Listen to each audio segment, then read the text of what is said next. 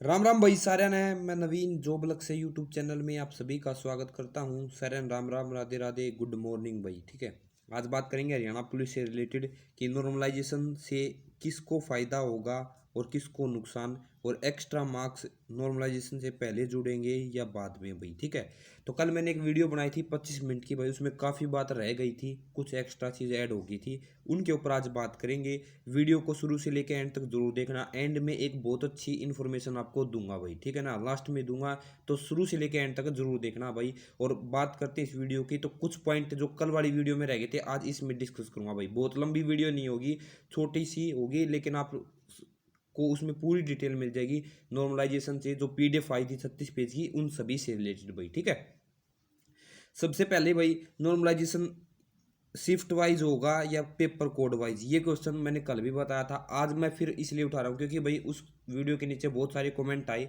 बच्चे बोल रहे हैं कि भाई नहीं शिफ्ट वाइज नहीं होगा, ठीक है ना, पेपर कोड वाइज होगा भाई। तो भाई मैंने कल बोला था, जो पीडीएफ आई थी, ठीक है ना, जो पीडीएफ आई थी एचएससी ने जो रिप्लाई दिया है कोर्ट को, ठीक है ना, उसकी पीडीएफ आई, तो उसमें उसके बेस पे मैंने ये बोला था कि भाई हो सकता है, ठीक है ना, कि आपका जो नॉर्मलाइजेशन है वो शिफ्ट वाइज हो। ठीक है, जो आप लोगों का नॉर्मलाइजेशन है वो क्या हो, शिफ्ट वाइज हो। लेकिन भाई वो मेरे खुद के पर्सनल ओपिनियन था भाई, ठीक है ना, तो हो सकता है कि भाई मैं गलत भी हूँ। ठीक है, क्योंकि उस पीडीएफ में कहीं भी ये नहीं दे रखा था कि पेपर कोड के मुताबिक आप लोगों का नॉर्मलाइजेशन हो भाई, ठीक है ना। तो मैंने बोला था शिफ्ट वाइज हो, तो उसके लिए पहले मैं माफ़ी चाहता हूँ। अगर आप ये सोच रहे हो कि आपका जो नॉर्मलाइजेशन पेपर कोड के अकॉर्डिंग हो, तो आप ये सोच सकते हो भाई, ठीक है ना। और मैं तो चाहता हूँ कि पेपर कोड के अकॉर्डिंग हो, मैं ये नहीं चाहता भाई शिफ्ट वाइज हो, क्योंकि भाई पेपर कोड के अकॉर्डिंग होना ही चाहिए। और क्योंकि भाई अगर एक शिफ्ट में चार तरह के पेपर आते हैं तो चारों का डिफिकल्टी लेवल अलग अलग है, ठीक है ना। तो बिल्कुल बात आप सभी की ठीक है, मैं आप लोगों से एग्री करता हूँ भाई, और मैं चाहता भी यही हूँ कि पेपर कोड के मुताबिक आप लोगों का नॉर्मलाइजेशन हो। लेकिन भाई एक बात सोचो,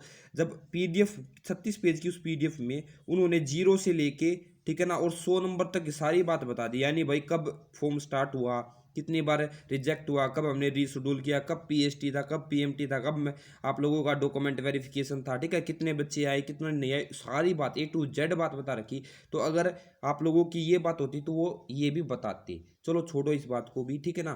तो हो सकता है कि आपको पेपर कोड वाइज हो, मैं तो चाहता यही हूँ। तो आज बस इसके बाद मतलब यही मैं कहना चाहता था कि भाई मैं तो उस पीडीएफ के बेस पे आप लोगों को बोल रहा था, ठीक है ना। वो जैसे होना है नॉर्मलाइजेशन, वो तो ना तो पक्का मुझे पता ना आप लोगों को, बस एक अजम्पशन माना जाता है कि भाई कि हाँ इस तरह हो सकता है। ठीक है, आप लोगों की बात भी ठीक थी, लेकिन मैं जिस तरह से बोलना चाहता था आप समझ नहीं पाए। आप सोचे कि भाई ये पेपर शिफ्ट वाइज बोल रहा है, मैं पीडीएफ के बेस पे बोल रहा था। ठीक है, बिल्कुल बाकी मैं आप लोगों के साथ हूँ कि भाई पेपर कोड के अकॉर्डिंग ही होना चाहिए नॉर्मलाइजेशन हो तो, लेकिन उसकी जरूरत नहीं पड़ेगी, अभी आगे बताऊंगा भाई मैं आपको। ठीक है, देखो भाई एक भाई बोला कि पूरी पीडीएफ में कहीं नहीं लिख रखा कि 6 नंबर ऑफ शिफ्ट हुई थी भाई। तो इन्होंने बोला था कि भाई इतने कैंडिडेट ने फॉर्म भरा था, 8,25,921। हमारे पास कैपेसिटी थी भाई 1,38,585 की एक शिफ्ट में बिठाने की। और यहाँ पे देखो इन्होंने बोला कि written examination in a 6 number of shift, ठीक है ना, कंडक्ट कराया गया भाई कितने शिफ्ट में, 6 शिफ्ट में। ठीक आई बात समझ में।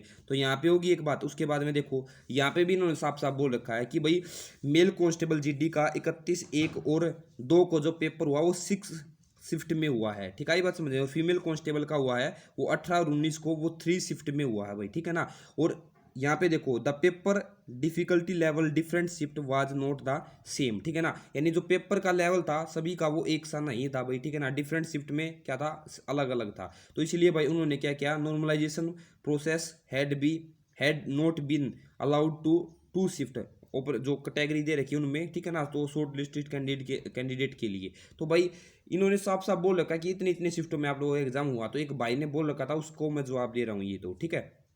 अब इन्होंने देखो एक बात यहाँ पे बोली कि भाई जो रिटन एग्जामिनेशन, ठीक है ना, was conducted in सर्वल shift, the difficulty level of question paper various shift is bound is very, ठीक है ना। तो कहने का मतलब क्या है भाई, ये बोल रहे हैं कि भाई ये तो बात ठीक है कि भाई जो पेपर लेवल, जो डिफिकल्टी लेवल था पेपर का वो क्या था, अलग अलग था, इसीलिए भाई उनको नॉर्मलाइजेशन करना पड़ा। लेकिन मेन बात यही है कि यहाँ पे कि इन्होंने जो नॉर्मलाइजेशन किया है, ठीक है ना, और जो आप लोगों का मतलब नॉर्मलाइजेशन किया है वो पेपर वाइज किया है या शिफ्ट वाइज किया है, इस बात को मैं यहाँ पे आप लोगों को बताना चाहता हूँ, ठीक है ना। तो देखो इस बात के लिए मैं आप लोगों को बस एक सोल्यूशन बताता हूँ, अब ध्यान से सुनना।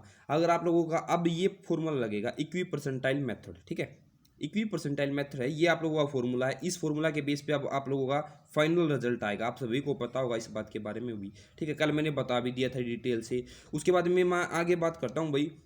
देखो यहाँ पे दे रखा है भाई इक्वेटेड स्कोर या नॉर्मलाइज्ड स्कोर ये होता है, ठीक है ना। देखो हर एक में परसेंटाइल की बात हो रही है, ठीक है ना, ये देखो परसेंटाइल की बात हो रही है, तो परसेंटाइल की बात हो रही है, यहाँ पे भी परसेंटाइल की बात हो रही है, ठीक है ना, और ये भी परसेंटाइल की बात हो रही है, तो हर एक में परसेंटाइल की बात हो रही है। तो एक बात लगाओ, जब आप लोगों का पीएचडी का रिजल्ट आया, जो पीएचडी का रिजल्ट आया वो परसेंटाइल स्कोर पे ही तो आया था आप लोगों का, ठीक है ना, परसेंटाइल स्कोर पे तो आया था। तो अब जो आप लोगों का मतलब अब ये फॉर्मूला लगेगा वो परसेंटाइल, जो ये परसेंटाइल स्कोर है उसी पे लगेगा ना भाई, ये मानते हो। तो उस टाइम पे अगर इन्होंने भाई शिफ्ट वाइज किया होगा तो शिफ्ट वाइज ही सही, और अगर पेपर कोड वाइज नॉर्मलाइजेशन किया होगा यानी परसेंटाइल निकाला होगा तो परसेंटाइल सही, ठीक है ना। तो अब ये कोई मैटर ही नहीं करता कि आप लोगों का जो नॉर्मलाइजेशन यानी जो आप लोगों का परसेंटाइल स्कोर है वो कैसे निकाला, वो तो निकल चुका है भाई, ठीक है ना, उसके बेस पे ही आप लोगों का पीएचडी आया है, ठीक है। तो ये बात थी यहाँ पे। तो अब ये कोई मैटर ही नहीं बनता कि आप लोगों का शिफ्ट वाइज होगा या पेपर कोड वाइज होगा, क्योंकि अब तो परसेंटाइल यूज होगा, जो आप लोगों का परसेंटाइल आप लोगों का पहले ही निकल चुका है, जो पीएचडी के टाइम पे आप लोगों का परसेंटाइल स्कोर के हिसाब से आपका जब रिजल्ट आया था, ठीक है। तो मेन बात यही है। तो अब इसका कोई मतलब इतना ज़्यादा इफेक्ट है नहीं, अब तो सीधा ये फॉर्मूला लगा कि आप लोगों का अब इक्वेटेड स्कोर निकाला जाएगा, ठीक है ना भाई, बात समझ में, बस इतना सी बात मैं आपको बताना चाहता था। तो अभी इससे ज़्यादा भाई और कोई बात मैं नहीं कहना चाहूँगा कि पेपर कोड वाइज हुआ था या जैसे भी होता, आपकी जैसी मर्जी हो आप लोग सोच सकते हो, क्योंकि भाई ह्यूमन नेचर होता है कि बंदा वो सुनना चाहता है, ठीक है ना, जिसमें उसका फायदा हो, ठीक आई बात समझ में। लेकिन सच्चाई जो होती है वो सच्चाई होती है भाई। अब बात करते हैं आगे, इससे ज़्यादा मैं कुछ नहीं बोलूँगा भाई, ठीक है। अब नॉर्मलाइजेशन से किसको फायदा है किसको नुकसान, मेन बात यही है भाई। अब इस बात में करेंगे, देखो भाई यहाँ पे इन्होंने बोला while equipercentile method the candidate score change only to extend 3 to 5 marks depending upon the difficulty level. Raw marks are obtained and social economics जो मार्क्स है are added the in the same, ठीक है ना। यानी भाई 3 से 5 number आप लोगों के क्या हो सकते हैं, इंक्रीज या एक्सटेंड, बदलाव हो सकता है। बदलाव का मतलब ये है कि भाई बदलाव का मतलब ये है कि भाई घट भी सकते हैं बढ़ भी सकती है, ठीक है ना। ये जरूरी नहीं कि बढ़ेंगी, क्योंकि इन्होंने जो एग्जांपल दे के भाई 3 शिफ्टों का बता रखा है उसमें किसी के स्कोर घटा भी हुआ किसी का बढ़ा भी हुआ। नॉर्मलाइजेशन में ये नहीं होता कि सभी का स्कोर बढ़ता है। एसएससी में भी आप लोगों ने देखा होगा, ठीक है ना, एसएससी में भी देखा होगा कि काफ़ी बच्चों के सीजीएल की बात बताता हूँ, सीजीएल में क्या हुआ, बच्चों के नॉर्मलाइजेशन स्कोर से घट गया स्कोर, ठीक है ना, जो उनका रो मार्क्स था उससे घट गया। तो जरूरी नहीं कि बढ़ेगा भी, ठीक है ना। 3 से 5 इन्होंने बोल दिया डिफिकल्टी लेवल पर डिपेंड करेगा भी पेपर की।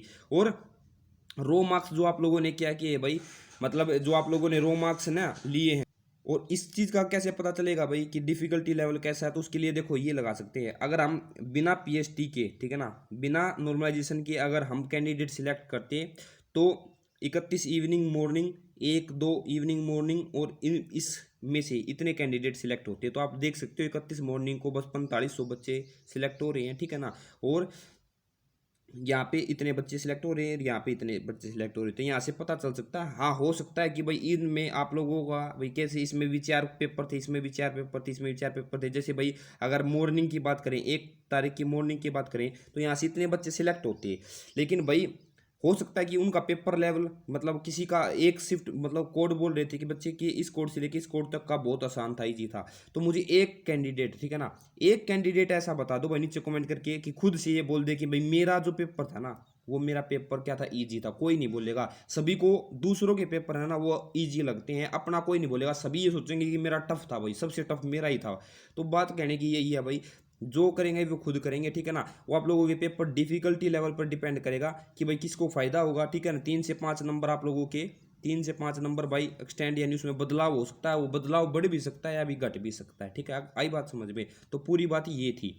तो अभी तक अगर वीडियो अच्छी लगी हो तो लाइक कर दो यार, ठीक है ना। थोड़ी सी और है कि वीडियो बस लाइक कर दो, चैनल को सपोर्ट कर दिया करो भाई, ठीक है ना। आप लोग सपोर्ट कर दिया करो, लाइक नहीं करते। अगर अच्छा लगे तो लाइक कर दो भाई, नहीं तो कोई जरूरत नहीं, कोई नहीं, चल रहा काम। अपना भाई टेलीग्राम ग्रुप है, इसको ज्वाइन कर सकते हो, हरियाणा पुलिस 2021 के नाम से। इसका लिंक नीचे दिया हुआ भाई। 3 व्हाट्सएप ग्रुप है, उनको भी ज्वाइन कर सकते हो, उनका लिंक भी नीचे दिया हुआ है। सारी अपडेट आपको यहीं पे मिलती रहेगी। कल 19 तारीख की अपडेट सबसे पहले अपने इन्हीं चैनल पे आप लोगों को देखने को मिलेगी, ठीक है ना। तो चैनल को सब्सक्राइब कर लो, कल क्या होगा पूरी डिटेल आपको मिल जाएगी सबसे पहले, ठीक है। अब भाई एक्स्ट्रा मार्क्स नॉर्मलाइजेशन में ऐड होंगे या नहीं होंगे भाई, ठीक है ना। आप बोलोगे भाई आधे वाल का नबेरा होगा, 50% बच्चे इसे होंगे जिन नबेरा होगा, या बात है, ठीक है ना। 50 से भी मैं मान सकता हूँ 70% बच्चे इसे होंगे जिन नबेरा होगा, लेकिन भाई काफ़ी बच्चे ऐसे हैं जिनको नहीं पता, ठीक है, उनके लिए बताना पड़ता है। आप अपनी जगह पे ठीक हो, ठीक है ना, लेकिन मुझे सोचना पड़ता है कि भाई काफ़ी बच्चों के कमेंट भी आ रहे हैं, आप दूसरी वीडियो में जाके देख सकते हो कि एक्स्ट्रा मार्क्स का क्या होगा, एक्स्ट्रा मार्क्स का क्या होगा। तो भाई ये मान लेते हैं भाई इक्वेटेड स्कोर निकाला गया भाई, ठीक है ना, आप लोगों का। तो इसमें जो ये इक्वेटेड स्कोर है, इसमें जितने भी आप लोगों के एक्स्ट्रा मार्क्स है वो ऐड होगी। जैसे मान ली 71 है किसी के, तो किसी के पास अगर 4 एक्स्ट्रा मार्क्स है तो उसके मार्क्स हो गए 75। अब उसके मार्क्स कितने हो गए? 75। अगर किसी के पास 70 रो मार्क्स है और उसका इक्वेटेड स्कोर हो गया 71, तो इसमें क्या होंगे भाई, उसके 10 नंबर है तो जुड़ जाएंगे 81 नंबर हो गए, ठीक है ना। तो इस प्रकार से आप लोगों के इक्वेटेड स्कोर में एक्स्ट्रा नंबर जोड़ के फिर आप लोगों को क्या होगा भाई, फाइनल रिजल्ट आएगा, ठीक है ना। तो नॉर्मलाइजेशन होने के बाद ही आप लोगों के क्या जुड़ेंगे, नंबर जुड़ेंगे। बस इस फॉर्मूले से मुझे एक फ़ायदा लगा भाई, ठीक है ना, कि ज़्यादा कुछ बदलाव नहीं हो रहा। यानी जब हम निकालते हैं जो रो स्कोर, ठीक है ना, जैसे रो स्कोर इसने निकाला भाई 70 है तो इसका 70 ही रह गया, ठीक है, इक्वेटेड स्कोर। जब इसका रो स्कोर 69 था तो इसका 69 ही रह गया भाई, ठीक है ना। आई बात समझ में। इसका 77 था, ठीक है ना, 67 था, 68 हो गया भाई। तो मतलब कुछ ज़्यादा फर्क नहीं पड़ रहा है, 1-2 नंबर 3-4 नंबर का इन्होंने जो बोला वही रहेगा। ये बेस्ट लगा मुझे, परसेंटाइल की तरह नहीं भाई 100 परसेंटाइल निकाल लिया फिर उसमें ऐड करोगे ये और वो, इस तरह नहीं है। तो ये पूरी बेस्ट थी भाई, ठीक है ना। आई बात समझ में। तो हो सकता है आप लोगों को, आशा करता हूँ समझ में आ गया हुआ पूरी डिटेल जो मैंने बताई, ठीक है। वीडियो अच्छी लगी हो तो लाइक कर दियो भाई, चैनल को सब्सक्राइब कर दियो, ठीक है। और कट ऑफ की वीडियो देखनी हो तो आप लोग ये वीडियो देख सकते हो, इसका लिंक भी आप लोगों को आई बटन में मिल जाएगा, ठीक है ना। यहाँ पे आप लोगों को लिंक मिल जाएगा, यहाँ से जाके देख सकते हो पीडीएफ के अनुसार भाई, क्या पीडीएफ भी है 1500 बच्चों की और कट ऑफ की भी है, ठीक है। वीडियो अच्छी लगी हो तो एक बार लाइक कर देना भाई, ठीक है, लाइक कर देना और चैनल को सब्सक्राइब कर देना और शेयर कर देना भाई, ठीक है ना। जैसा भी हो, और नीचे कमेंट करके जरूर बताना आप लोगों को वीडियो कैसी लगी। थैंक यू, लव यू सभी को, राम राम, राधे राधे।